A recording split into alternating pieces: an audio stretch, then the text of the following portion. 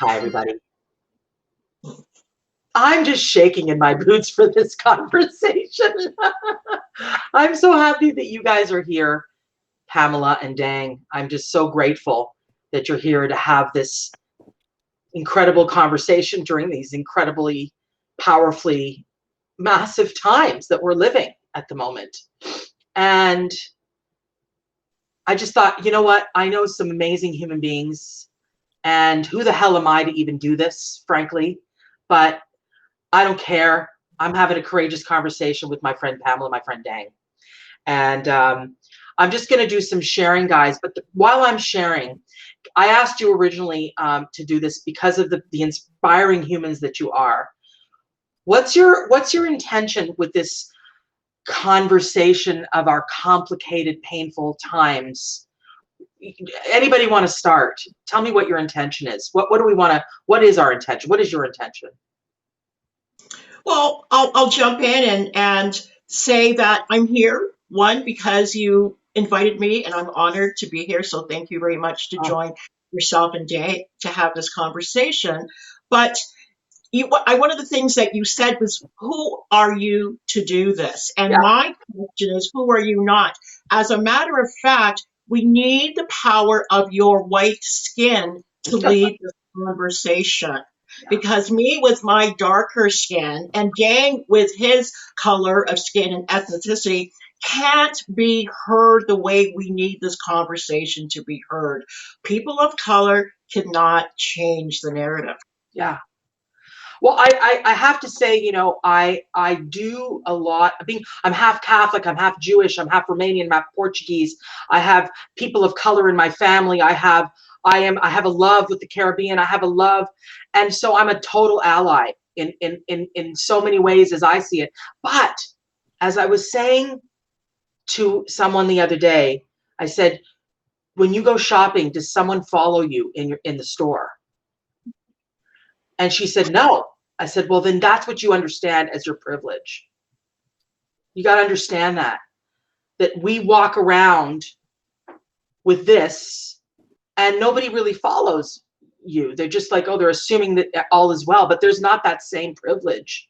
Mm-hmm. And I could go on and on and on about the conversation, but Dang, I know as an Asian Canadian, you've experienced some, like, what's your intention here? First off, thank you for doing this. I think it's such an important conversation you have. And to echo what Pamela said, like, who are you not to start a conversation like this? It's incredibly important for us to speak up.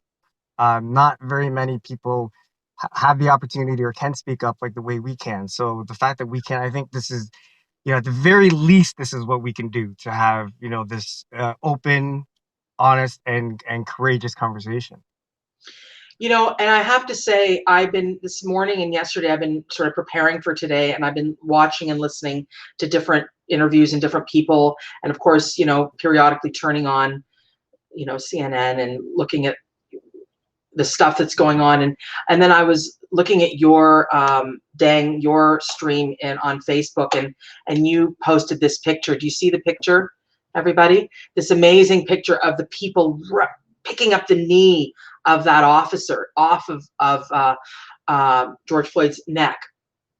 And I believe that, not the, and Trevor Noah said it so well. It's like, so what do you gain by looting? Well, he said, well, what do you not gain by, what happens if you don't loot? So not any gains, so he wasn't condoning looting, but he was definitely saying it just feels like there's no justice currently going on in America. And I don't think Canada is exempt from this criticism at all.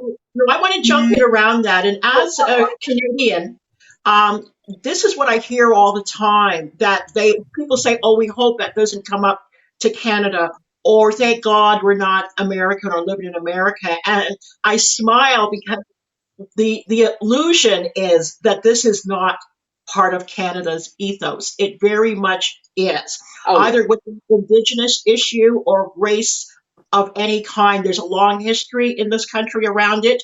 We've just packaged it differently, and the beginnings around it happened differently than that of America. There wasn't the abject, overt violence that America started with around the enslavement and capture of people.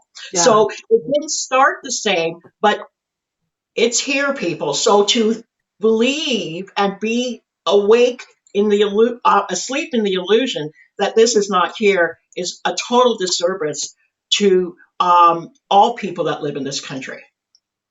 Yeah, and I think that I mean, as much as when the woman in Central Park in the Brambles, where I've walked so many times, I love New York City, and Trevor Noah, he is such a psychologist. Trevor Noah, he said, and Will Smith, excellent meme, racism is not getting worse, it's just getting filmed. Exactly. Thank goodness for our cameras and our phones. But Trevor Noah said this. He said, it started as a domino in Central Park with Ann Cooper, I don't know, Amy Cooper, because she knew at that moment when she said, okay, if you don't do what I want, I'm going to call 911 and say that there's an African-American man threatening me, where clearly he was not threatening her. So there was all of that says in the psychology, I know that there is systemic racism and I can use that against you. And I know that because I'm white, the cop will come and side with me. And I know that this is a threatening statement. And I know, and this is a Canadian woman, by the way, I've understood. Dang, what say you? I like right before this call, someone like a friend of mine posted like he didn't understand the riots that were happening. You're just burning down your own city. Have peaceful protests. But I said my response was, well, riots have to happen. The only way real change is going to happen is through violent protests. Like how many peaceful protests do Black people need to have in order to be treated like white people? Like they've been at for 70, 80 years now.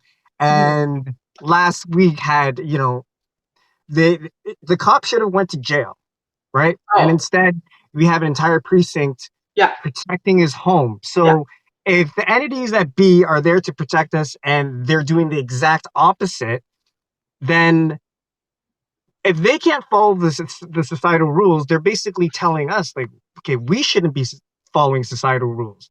Like, and I highly doubt any riders are thinking, hey, let's go down to Target and get a new coffee maker.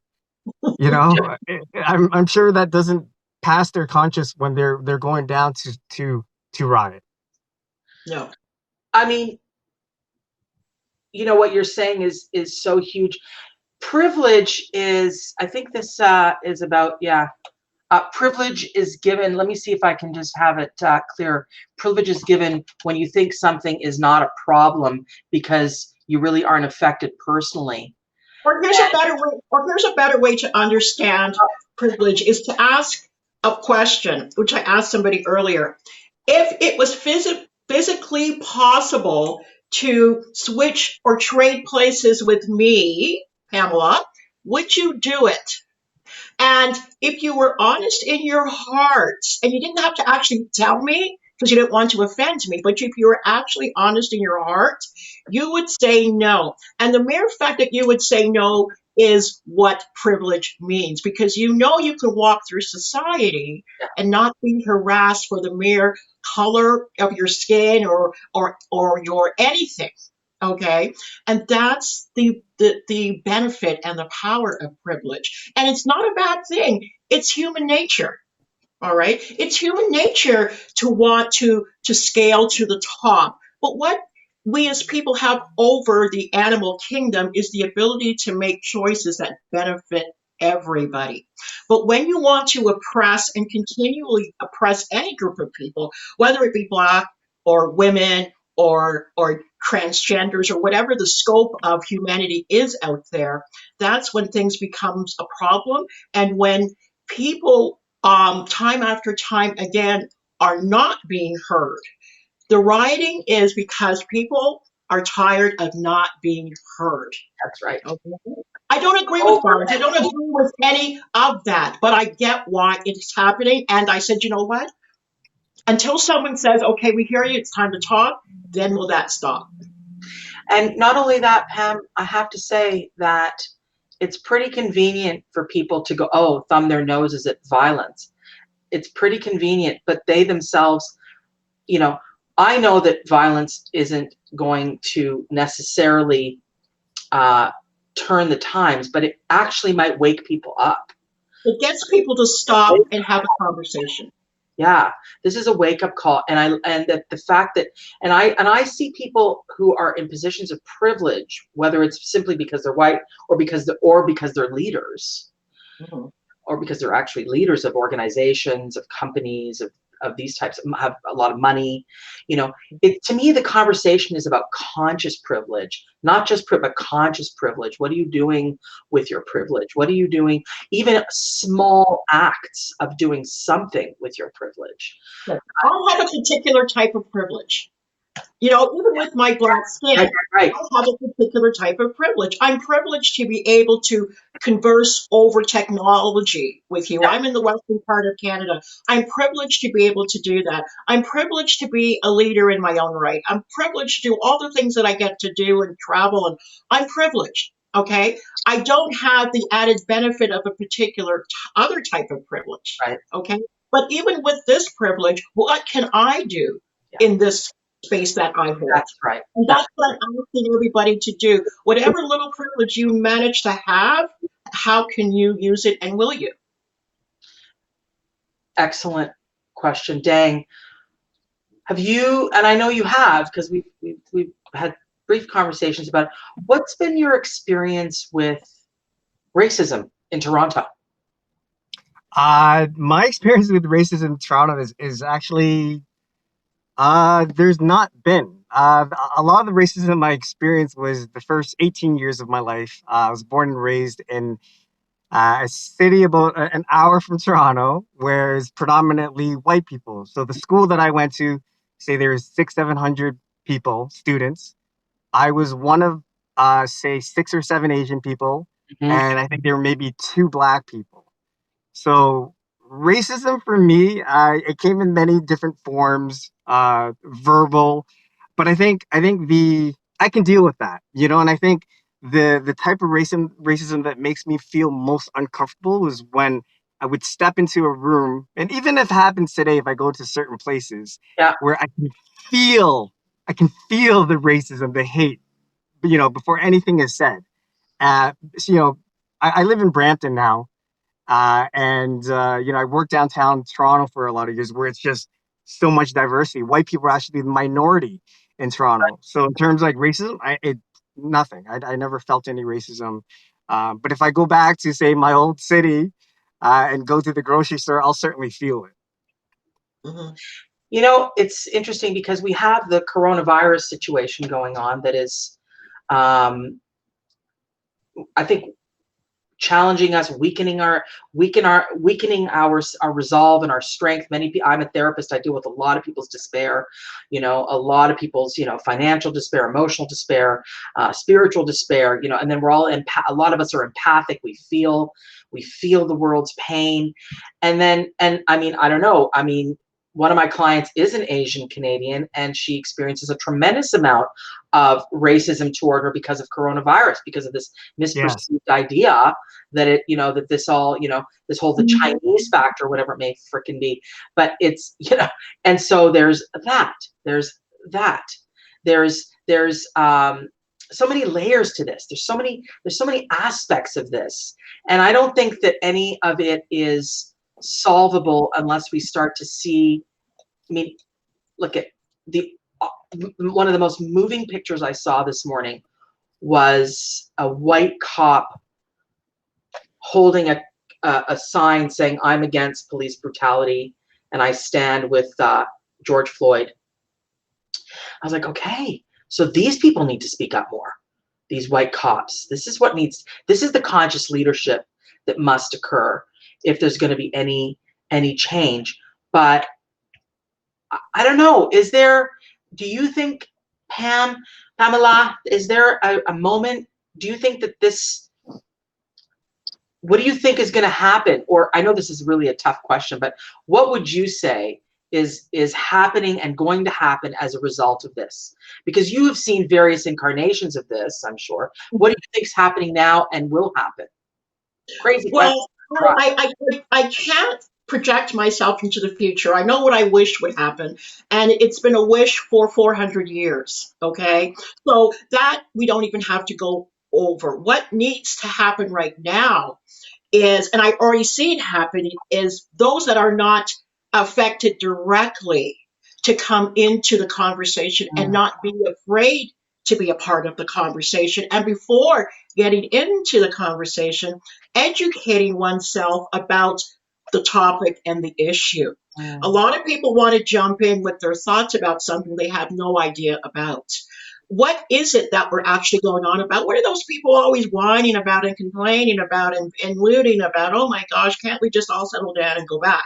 mm. Yeah, everybody's wish. But at this point in time, the problem that has been going on for centuries um, is a structural construct. It is a device. And it all centers around power. It all centers around money. It all centers around keeping certain things the way that they've always been. All right. MAGA, which is an acronym for Make America Great Again, is centered around that structure. Okay. Black Americans are not part of that. No.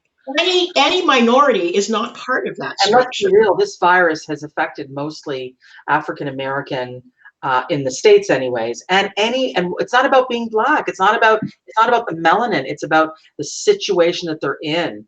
The Mhm, the poverty and the lack of privilege is mhm, creating a vulnerability in their physical beings, so that when mhm, this virus comes around, this virus does some serious damage. And then of course then there's the loss of jobs, and this is a mhm. mounting These are all symptoms of a particular type of disease. We're yeah, trying to always deal with the symptoms. We're no, always trying to exactly. deal with the outcropping. That never happens. Everybody will settle down again. Life goes back to what it used to be. Everybody crawls back to wherever they came from until it erupts again. That's right. That's right. So what we're hoping for is an opportunity for courageous conversation, uncomfortable conversation to come together and say, hey, I do not hate you because of the color of your skin, my white friend. Yeah. Okay. I need you to talk to me, ask me questions Okay, so about this. that's what I wanted to say. Okay, both Dang and Pamela. Let's talk about what can people who, happen to not be of color, are in the have the privilege simply because of that. Um, Mhm. talk to me and talk to us about what is it that needs to be uh, said, promoted, taught. What do you want people to know? Because I think that people are like, I don't know what to do. I have no idea what to do. I'm an ally, but I have no idea what to do. Mhm. So Daniel, let's go with that. Dang, oh, I want to hear you, Dang. Well, I think we need to have continual conversations about this. What can Um, your white friends? What can your white friends? Me That being one of them. you know what, that's the thing is I know right now it's everyone wants to, like, we're so divided. It's like white people versus people of color, white people versus black people. But the thing that I think is a little bit missing in this conversation is that racism exists in every single culture. Like, Yeah. I hate to admit this, but to some extent my parents were racist. Oh, One of my my parents were very racist. one of my best friends in high school is black, and I had him over once. My parents like, oh, why, you know, why are you inviting him into the house? And as a teenager, that really confused me. And I don't think it's just a a problem that is with the privilege of white people, or the racism with white people, because there are racist people in every single race. And Yeah. like, And I hate to say that, but I totally agree with that, Dang. I think the issue at hand here is the racism coming from the ruling class that keeps people from thriving. Yes, we all have our biases. I have biases too. That's human nature again. But I don't allow my bias to keep you from doing what you want to do. right. That's a different type of thing. We're talking oppression. That's Yeah, what and I have to say, for me, I grew up with a Jewish father who denied his Judaism so he wouldn't be, people wouldn't have anti-Semitism. And he fit into his company and basically changed his name to Lorient from Schaefer. He was a Jewish refugee from World War II, and he did not want to be identified as Jewish. And in that process, he developed a lot of self-loathing tendencies, Jewish loathing energies, married a Catholic woman, the whole thing. And then the other thing is that he himself, having experienced all of that anti-Semitism in the war, he was extreme. May he rest in peace. He was very racist against Black people, and would say crazy ass shit. And I lived in Brazil, so there was a lot of friends of mixed race and mixed colors, and it was amazing. But he was like, stay with the white people, and I'm like, I remember saying to him at 15 years old, you are a world-class hypocrite. And I got a lot of punishment for that. But I basically said, you're a hypocrite, because my friend was of mixed race, half Black, half Portuguese. She was this beautiful Brazilian gal. And the guy I had a crush on was a Black guy. So it was just a shit show for those reasons, And I will say is that you're absolutely right, Dang. It's multi-layered. It's multi-layered. The racism is everywhere. But what can we do? Because the thing I like, Pamela, I'm glad you mentioned that. It's like it's the people being oppressed, and to answer the question, like, what can we do? I think it happens in our household. I think we oppress our children, and just there you go. the conversations that we're having in our household are, if there's systemic racism from like my parents or from our parents, or the messages from people that we're getting, I think that in itself is oppressive. And in order for real change to happen, like, it's going to take a long time, and it's going to start with really the next generation of people who are growing up. Because it's funny, I had a conversation with my friend about this the other day, just another Asian friend of mine, and we were talking about how, our parents were so racist to certain different colors, and I wish I had someone like myself 20 years ago having these type of courageous conversations. There you go. And yes. the oppression. I'll jump in with, I remember when my daughter was first starting to date, and I hadn't met her boyfriend yet. She was telling me all about it, and I couldn't help myself. I asked her, is he Black or white? And she says white. And then I said, oh, does his parents know? And she looked at me with utter disgust, like, Mom, ew, she said. And I got it. It's like, why am I putting my fear of that on her? But you see, that was the fear that was given to me. Do they know? Do they know? Right? Of course. And I will say that I want to read some of the comments in just a moment, but I will say this. It can happen with the next generation, but guys, I'm having active conversations with people in their 30s, 40s, and 50s and 60s today, with people who feel safe to discuss their white privilege with me. And I'm like, okay, I have things to impart about this. And one of them is the notion of, do you walk in a store and someone firing, or, people are saying, about why are there so many people in the system, people will say to me, or whatever it is, people will feel free to say it with someone like myself. Why are this or why are that? Thinking that I'm going to be an ally to that particular line of thinking. And then I go, I said, the truth is that your name being a certain name will get the job more than another name that doesn't have that certain name. So do you know that? Because that's what's going on, okay? That's actually statistically true.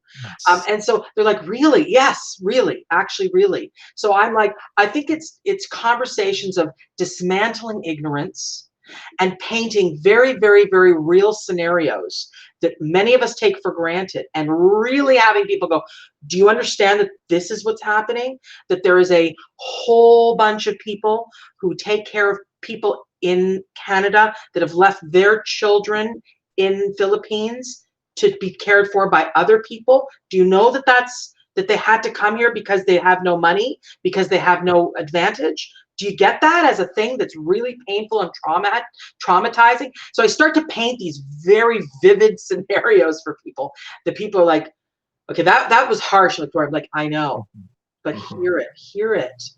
Open. So this is what I want to say, is that I think you posted this, Pamela. that you can use your privilege to engender or to bring on compassion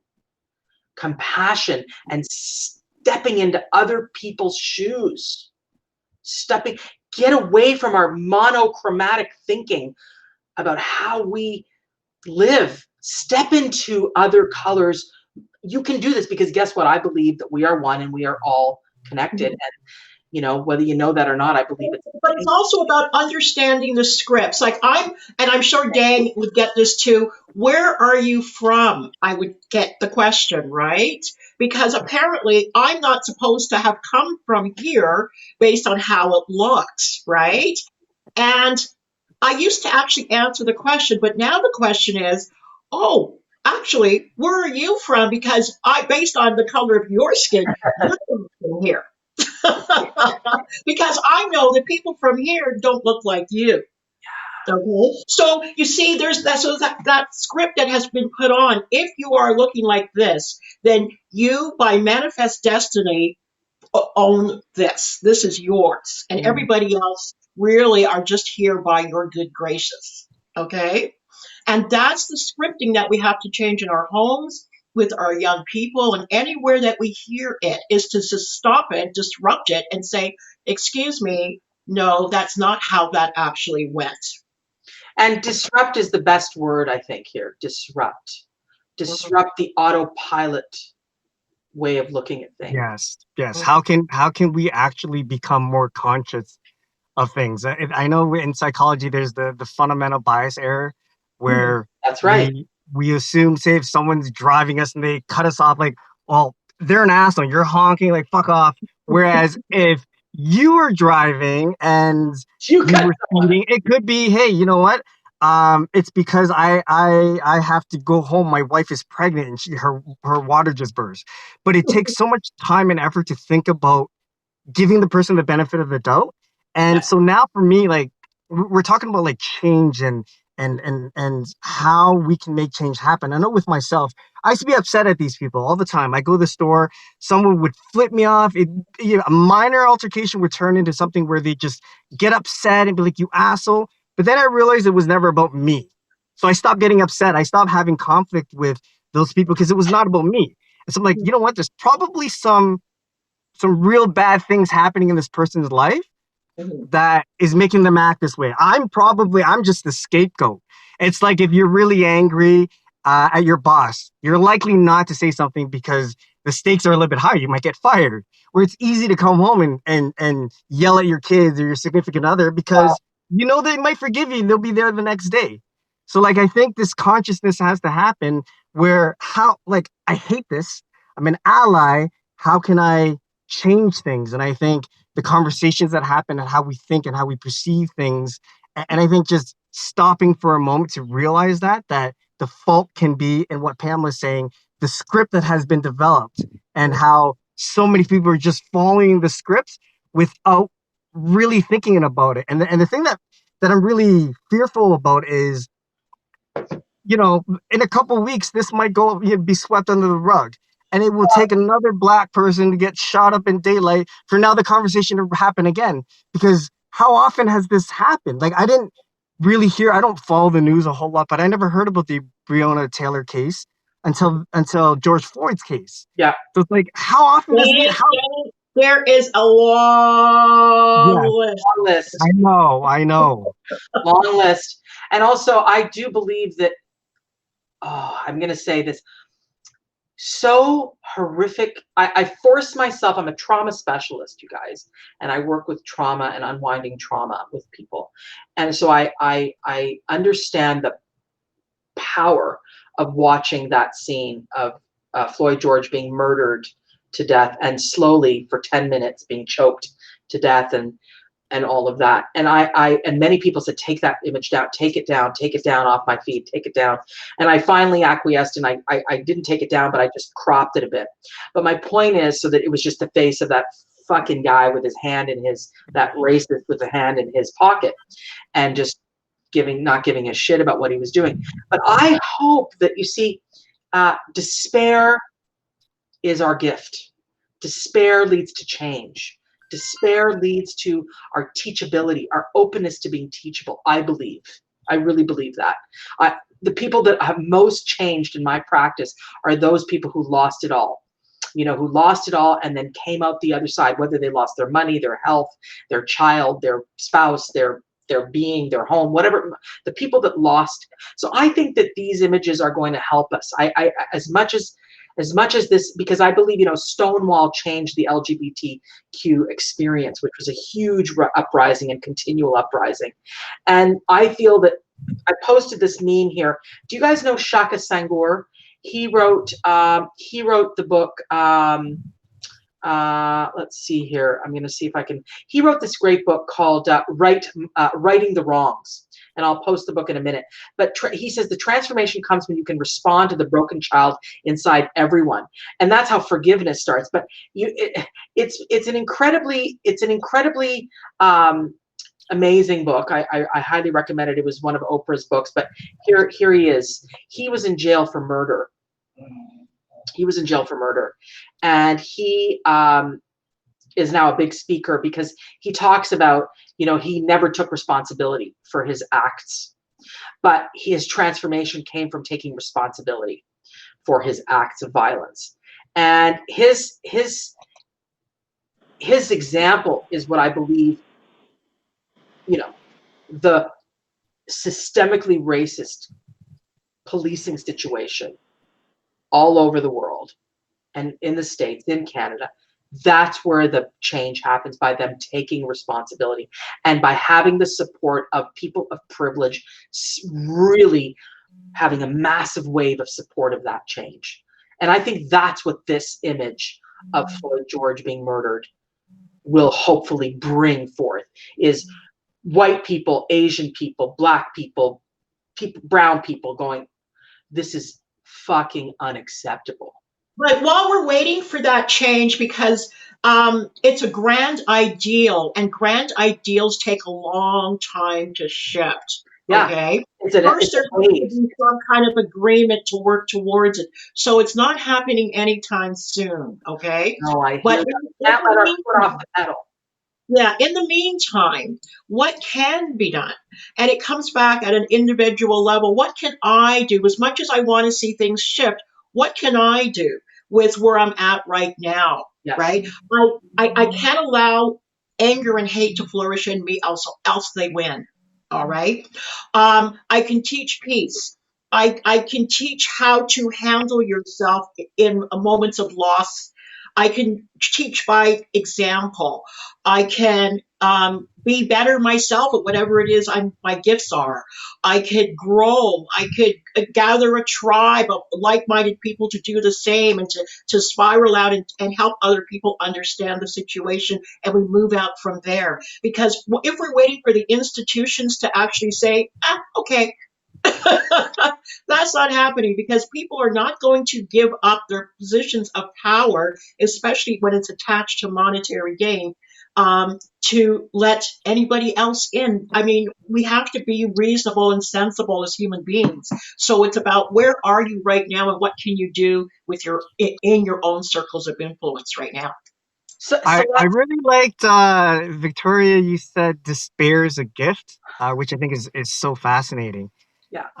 So like, I want to ask, like, if, say, white people or people who have never experienced the racism themselves, how much action are they willing to take if they haven't faced that disparity themselves? What's that, Pam? Sorry, Dang. I was just saying thank you to Celeste. I was reading the comment on the screen. Okay. Yeah, I was going to read Celeste's comment, but I just want to respond to you, Dang. How can people who have not experienced despair have that directly impact? Like, yeah. Surely white people haven't had, experienced this. I don't think the same racism that I have, or Pamela has, or other black people or Asian people or people of color have. And I know that most people don't care about things until it actually impacts themselves directly. I mean, you're so right, Dang. You really are. I think that what a lot of this is doing, coronavirus, home, not working, for some of us, I'm working a lot, but people, it's cracking them open. I feel things deeper. I am feeling the despair that is so ubiquitous that if you just tune into what's happening in the world, I mean, you're right. people will armor up and they will not feel what, because they're like, I don't want to watch that. Oh, I don't want to see that. I'm not going to watch that. I'm not going to turn on that media. I don't want to watch that news, but many of us are being cracked open right now. I'm a holistic, I'm a spiritual person, and I believe I know that what's happening when I do a lot of my work right now, spiritual work, I feel like the universe is preparing us to be so in relationship to others right now, because through missing each other so much physically, we are creating a profound missing of connection. And that is opening up our hearts. And I believe that is increasing our ability to be empathetic. And now I could be wrong, but I just see that with people. And No, I think that's very, very well said. Very well said. I feel I don't know. I'm a very internally soft person. I feel things very, very deeply. And when I talk to my clients, I try not to cry, but I really am feeling people's opening of their heart to other people. So I could be wrong. This is my snapshot. Maybe that's what I'm attracting into my field. But I believe that that's what's happening, that so much pain is happening. And we are missing each other so much that I believe we are becoming more compassionate. I think. So I don't know if that's going to do the tipping point, but I want to read Celeste's comment. It's hard to hate someone when you hear their story and really open your heart to it.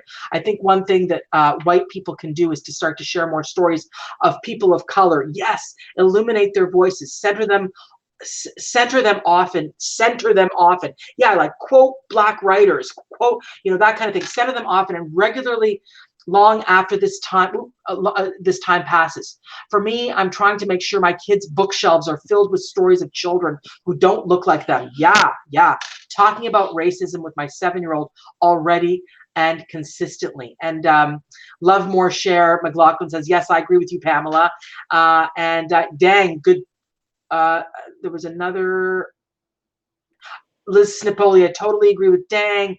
Love Share says, sometimes we have to ask, what if that was my son? Yes. You see, this is why I use case studies with my clients a lot. What if that was my husband? That's why I said to the woman, have you ever walked in a store while you're shopping for a new top and you were followed by security? Or I wanted her to step into that picture. I wanted her to feel. We need more people like Celeste in this world. That's right. And she says the reason I step up to do the work, even though I can't understand the despair from a place of lived experience, to your point, Dang, is because I've listened with attention to the pain in the voices of I've listened with attention to the pain in the voices of my friends of color and their stories. I also have heard them say that my silence and white silence is painful. That's powerful. It's incredibly painful.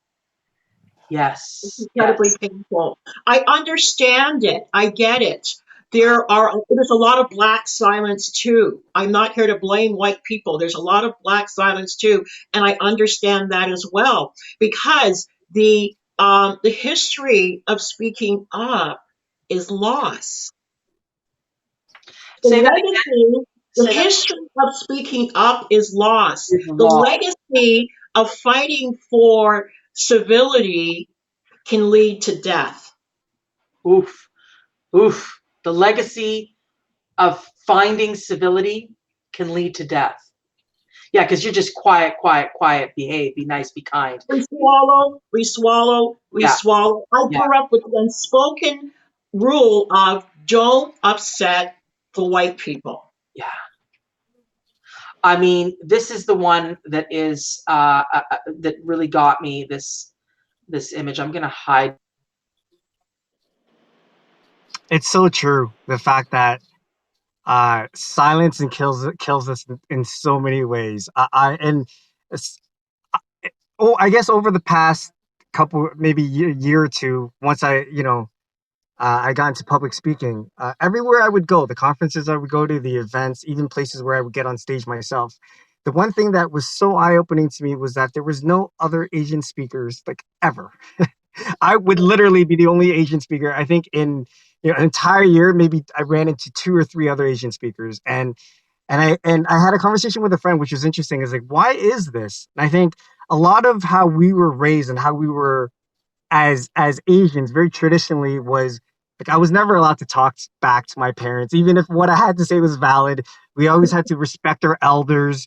You know, it was all about just being having this facade that that Get we can't along to get along. exactly get along to get along. Yeah. And I think that that is a big contributor to why there isn't a lot of Asian speakers. Like we're taught not to speak up. Yeah. So naturally, when you're going through school, you don't think, "Hey, I'm going to be a public speaker."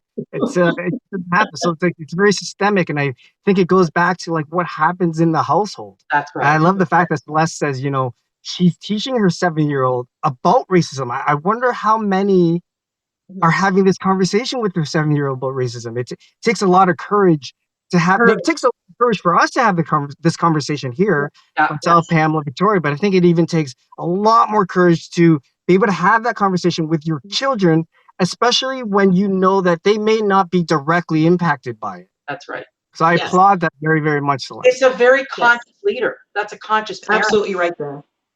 Right on, Day. Seems Like, like Victoria may have disappeared from us. So Victoria gone?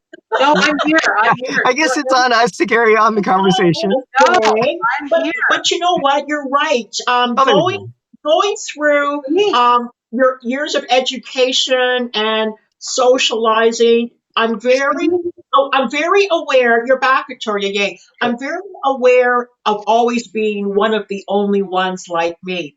And Hmm. here's the thing I want white people to know and understand. Okay, when someone like Dang or someone like me or any person of color shows up as one of the only ones, understand the energy that takes to be in that space at That's that right. point in time because of the conversations going through your head and having to be a certain way to make sure that you're not making anybody uncomfortable, including yourself.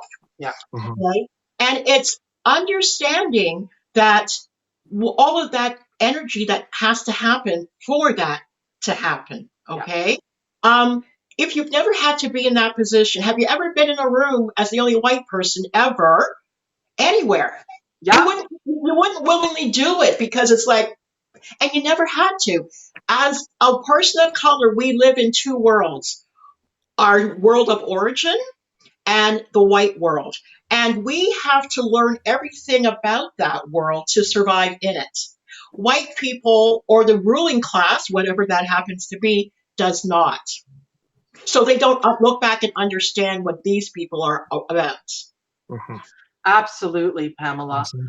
One of the things I will say is that when I was a kid, I remember, and this is like a microcosm of the bigger picture. When I was a kid, I remember there was a guy with a disfigured face and he was being bullied at school. And I wanted to stand up for him, and I was afraid to be bullied alongside him if I stood up for him. And I think that that's the psychology of when people don't stand up for people, is they're afraid to be targeted themselves. I Well, mean, that's what it is. Well, this is what happened in Nazi Germany, is it not? I yeah, always ask, why didn't people do something? Well, there's fear for well, jumping people in, have right? said, why didn't someone push the racist pig off of George Floyd? And Yeah, they said, well, they were afraid they were going to be pepper sprayed. And yeah, somebody in the discussion said, well, they should have been allowed to. They should have said, fuck it, I'll be pepper sprayed. I'll just push him off. At least the guy will live, kind of thing. And then so it's such an interesting thing. Fear, it controls us. Fear of rejection, because we are biologically programmed to want to belong. That is our biological predisposition. We want to belong. yeah. And so this is requiring people to go, I don't care if I belong to that belief system that is really wrong and that belief system that is oppressive and hateful and racist. People Yeah. need to not give And a that shit. belief system could be your family. You could be married to it. Yeah. You could be working there. It could be your social circle. And for you to be the one to step out or to disrupt the conversation when it breaks out is a courageous act. And you know what? If anybody can, wonderful. I don't expect everybody to be. So don't torture yourself if you're not there yet. But at least be Right. open to having a conversation. I completely agree with both of you. And what I want to say, not to the white people, but to the colored people and to the Asians and the blacks, because I experienced this myself. Where, to your point, Victoria, you're saying how like we have this need to belong. It's part of Maslow's hierarchy of Yeah, needs. You know, exactly. we need to belong. And the thing is, growing up, being one of very few Asians, my belongingness was to connect with people who were similar to me. So in my teenage years, I only hung around Asian people, and I thought that, you know, this is my people, this is my tribe. Then I realized how backwards that thinking really is. And so I'd But like to normal, say but to the natural. teenagers of, you know, the people of color, it's what this is about is like the human condition. Like, it pains every single color to see George Floyd being kneeled upon, because no one who is human would treat any other human that way. And I think if we take this with us, it's not about, oh, being Asian, I need to come up with another Asian friend to belong. Like, there was a comedian, I think it was Dennis Leary, who said, like, why hate someone for their skin color when there's so many other reasons to hate them? I So love it. I would I love rather that. so much someone Yeah, hated me because I being was an asshole, right? Yeah, there's a good right. reason. Right. There's so many reasons to hate. Why hate someone under the skin color? I'm gonna hate someone because they were an asshole to me, not because they were black or white or brown. So So, two things. One, we've got Celeste asking a question. How do you both feel about tokenism? She says, my Indigenous friend feels so hurt that she is often invited to participate to be the token Indigenous person. That's a, I love it. I I love it. I love love it. And here's why. yes, Okay, first they saw me. Oh, there's one. Pamela. Let's bring her in. Now, I could take offense to that. I can. But to me, it's an opportunity for them to get to know me Yeah. and hear me and understand me. Take the opportunity. It doesn't matter how it came. Get in there.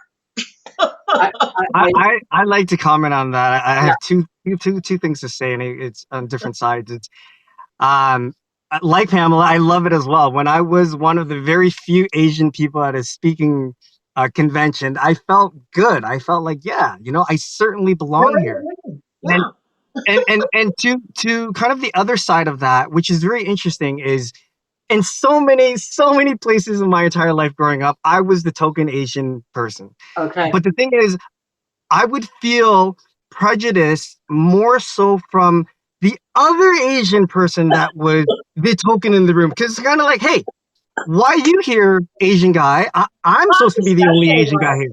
Exactly. And I think that, you know, there are so many different sides to it. And I think that's one thing that needs to change as well. If there's two Asian people or two black people, say, hey, it's all good. You know, we're here for the same thing. And I think, like, because I experience that so often, where I would get a weird look from the other Asian person, like, sorry, man, there's only one room for the Asian person. You know, you got to leave, type of feeling. Because you're taking a piece of their pie, buddy. Yeah, yeah, Lisa said, There's only so much love to go around, you know. right. Lisa says, yes, thank you for raising the reality that there are different responses and opinions on the, what is BI, people of color? I know, but what's BI? Bi people of color? I don't know, but you'll explain it, Lisa. And then Lisa says there's so much internalized racism, it's so systemic. And Love More says, dang, I agree. You know, I want to also say we're going to start our wrap up. I mean, we could talk for hours about this, but here's what I want to say that really has helped me, and I'm an ally, is if I'm walking down the street and I encounter, I don't know, a black guy, or I encounter a homeless person, or I encounter my number one thing, because Adler, who was our psychotherapeutic father, who, you know, like Freud, but not Freud, but better, you know, he basically told us that eye contact humanizes people. Eye contact creates connection. You know, you have to do that with your children to actually form. Here's the thing. If parents Look, it's why this coronavirus pandemic Zoom is hard for people. If you look people in the eye, when you look at your children, when you're breastfeeding your child, when you're looking at children, they're 3, 2, 1, 4, whatever, you develop in them the neural pathway for compassion and empathy. Did you know that?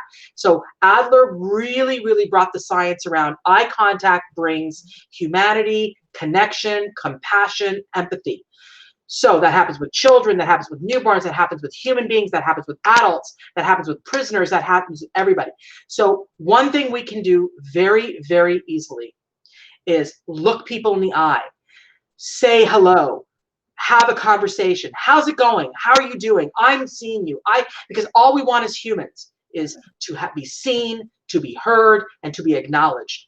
And if we don't see people with our eyes, what we will do is we will relegate them to the land of I don't see you as a human. So see the person on the street with your eyes. Make contact. Say their name if they tell you their name, if you ask their name. Say hello. How are you doing? I'm interested in you, and freaking listen to the answer.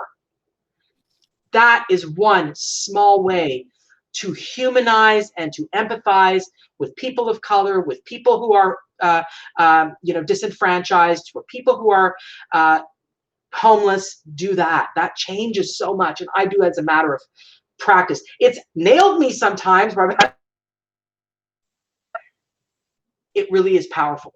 It's extremely powerful, and the opposite of that is when you want to dehumanize yourself, like rioters who have shields and face masks. Oh. You can't see them. They're no longer humans, which is why it's so easy for them to do what they're doing, because they're not identified. One of the most powerful images I've seen in all of this is this happened, and I believe it was Missouri, where Breonna Taylor, the protest happened with Breonna Taylor, and a white cop was separated from his group, and he's standing with his back against the wall of one of the stores, and a mob of people, black, white, just people protesting, were harassing him, and there was a group of black men and women and white men.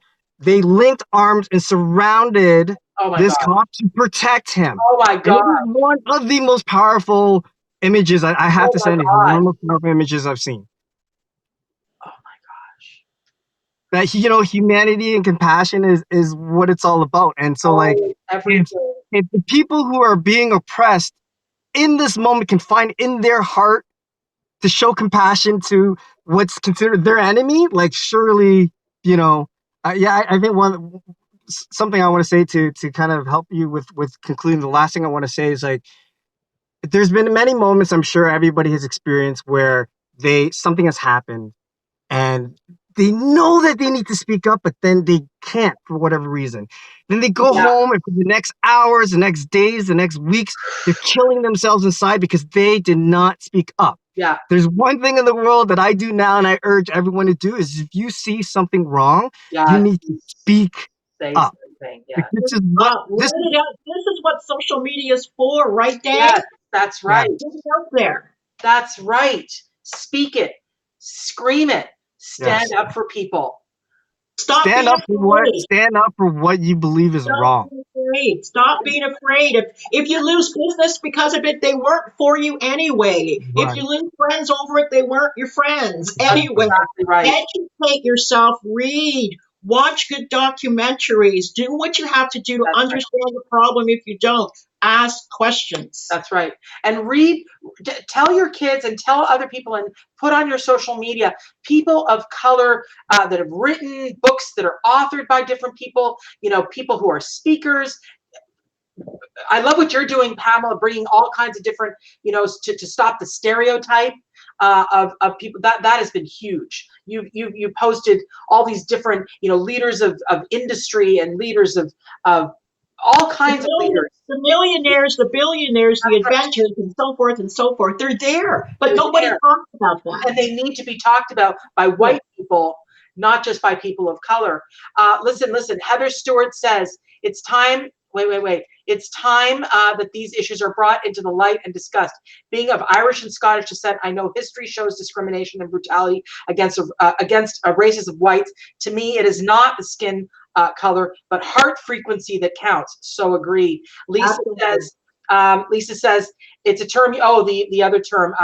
The what was that term that I? By POC. Yeah, exactly. Okay, gotcha. Okay. Here we go. Black, Indigenous, and people of color communities that recognize there is a range impact in people of color communities. It's meant to be an umbrella term without making it all the same. Just as an FYI, Lisa Betts Lacroix went to high school with me. She's my best friend from high school. I grew up, she's half Japanese, half French Canadian. This woman has been a massive impact in my life, I have to just say. Love more. Love more. I love your name, Love more. Great question to always ask is, what would you do, say, or act? Thanks for these conversations. Hey, what happened, Pamela? You went on your side there. You turned. Oh, there you go. Thank you. And Lisa says, the strongest messages I'm hearing here where there is so much pain is that white people need to both speak and listen more. Yes, need to speak up and listen more. Thank you. Plug in. Just plug in. Plug into it. Exactly. Don't tune out. The people that are saying, oh, I'm too spiritual for the news. Well, listen, sadly, it's where the news is where you're going to get some information. Yes, some news is out of control. It's repeat, repeat, repeat, repeat. And then Celeste says yes. And then Celeste says, Pamela and Dang, how can we support your work? Victoria, thank you for organizing this. Thank you, Celeste, for saying that. I'm grateful and blessed to have been here and learned from all of you. How can we support your work, Pamela and Dang? Start talking. For me, just connect with me on Facebook, Pamela Sylvan, and everything falls out from there. Pamela Sylvan is your Facebook handle, right? And I will. Okay, guys. Dang, how can we support you? Likewise. And if you intend to hate me because I'm an asshole, not because I'm Asian. Okay. Oh, I love it. Hate me because I'm an asshole, not because I'm Asian. Me too. Me three. Yeah, I had somebody say to me, and I had to block them. To me, stop spreading messages of hate. And I'm thinking, okay, how am I spreading messages of hate? That's just fragility talking, and you have to excuse that. Yeah. Well, I thought, okay, what he doesn't like is that I'm speaking up about George Floyd and different people that Black Lives Matter and well, people lives matter. Well, you know what? Black people have gone through a lot more shit than you have. So I think you need to let the Black Lives Matter right now. Like, come on.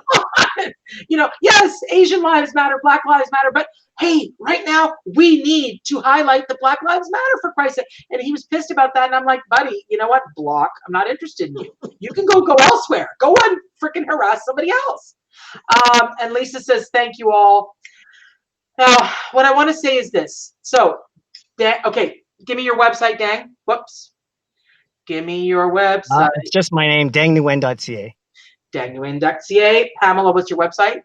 Same, PamelaSylvan.com. PamelaSylvan.com. Okay, so everybody, I just want to say thank you so much, Pamela and Dang, for being willing to have this conversation with me. Courageous conversations to me are the only way we're going to wake the frick up, and the only way we're gonna do the brave things is to have conversations initially that are the brave conversations. Join my private group my closed group if you're interested. It's Courageous Conversations with Victoria Lorraine Fabish, where you will be supported and you will be heard. Check out visualizationworks.com, which is my website, because, by the way, visualization does work. We can visualize a new reality for ourselves through the power of visualization. And do something. Do something. If you're an ally, do something. I don't care what it is. If it's with your kids, do something. We gave you ideas. Talk about racism with your children. Be a conscious parent. Be a conscious leader. Be a conscious teacher. Don't just sit there and be outraged. Outrage culture is doesn't really work. Be outraged and then do something. If you can't do much, have a show on Facebook. Talk about it. If you've got a person that works for you that's of color, speak to them in the eyes. Don't just see them as someone less than you. Look at people in the eyes. Last words, Pamela. Thanks to those that came out today to be part of this brave conversation. I really appreciate that, because the more and more people that hear this and understand this, the more that we can sort of emanate out. So thank you to everybody, and let's just keep moving forward. Let's keep Just moving one forward step, without one forgetting. brave step at a time. Yeah, without forgetting what's happened. Let's move forward and not forget what's happened. Dang, your final words are? In the beginning, you said, "Who am I to host this conversation?" And I love the fact that you are hosting it. You're an incredible person to have hosted this conversation. And everybody, go join Victoria's group and join her on and have some courageous conversations. Absolutely. I love you too. Thank you, Pamela. Thank you, Dag. Thank you. Great stuff. Thank I you. love you guys. We'll do more of this, and I'm going to sign off with just a little bit of a prayer, a non-religious, non-denominational, not Jewish, not Catholic, not anything, just spiritual prayer for awaken, awaken, awaken, awaken. Wake the F up, everybody. Have a brilliant day, guys. Go do something good. Be courageous with yourself and others. Bye-bye. Bye, Bye, guys. guys.